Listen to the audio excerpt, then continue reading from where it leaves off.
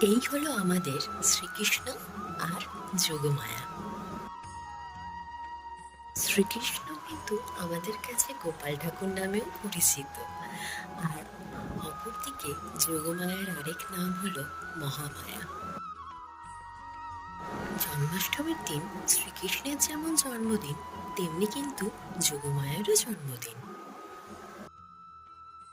কখনো সে মাখন চোর, কখনো সে মাধব, আবার কখনো সে গোবিন্দ। আবার অপরদিকে মহামায়া কখনো বিন্দুবাসিনী, কখনো নারায়ণী, কখনো দেবী দুর্গা।